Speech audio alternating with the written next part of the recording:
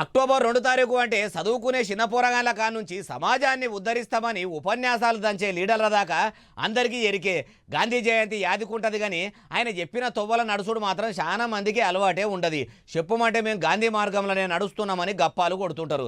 సరే కానీ ఏడేటా ఎట్టేటా జరిగింది ఏం కథ మొత్తం చూద్దాం పారి. రాష్ట్రపతి ద్రౌపది ముర్ము మేడము, దేశ ప్రధాని నరేంద్రల వారు, కాంగ్రెస్ లీడర్ రాహుల్ గాంధీ సారు, అటు ఆంధ్రప్రదేశ్ ముఖ్యమంత్రి చంద్రాల సారు, గవర్నర్ సారు, ఇటు తెలంగాణ ముఖ్యమంత్రి రేవంతాల సారు, గవర్నర్ సారు, ఇట్లా ఒక్కరు ఇద్దరు అని కాదు, దేశంలో ఉన్న అన్ని రాష్ట్రాల ముఖ్యమంత్రుల కానుంచి గ్రామ సర్పంచుల దాకా అందరూ కూడా గాంధీ తాత ఫోటోకు దండేసి దండం పెట్టి పువ్వులు చల్లి రఘుపతి రాఘవ రాజారాం పతీత పావన సీతారాం అని గాంధీ తాతకు ఇష్టమైన భజన పాట వాడుకుంటా ఆయన ఆశయాలను అది చేసిండ్రు.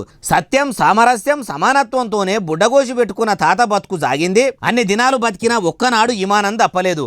అసొంటి మహాత్ముడు, మహానుభావుడు మన భారతదేశం గడ్డ మీద పుట్టుడు మన దేశ ప్రజలు చేసుకున్న అదృష్టము.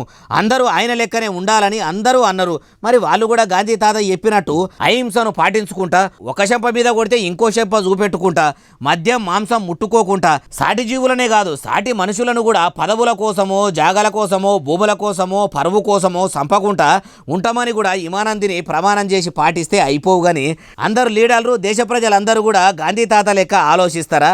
అట్లా ఆలోచించి ఆచరిస్తే ఈ దేశంలో ఏ హింసలు జరిగేటివి కావు అంటుర్రు ఈ ముచ్చటిన్నోళ్ళు.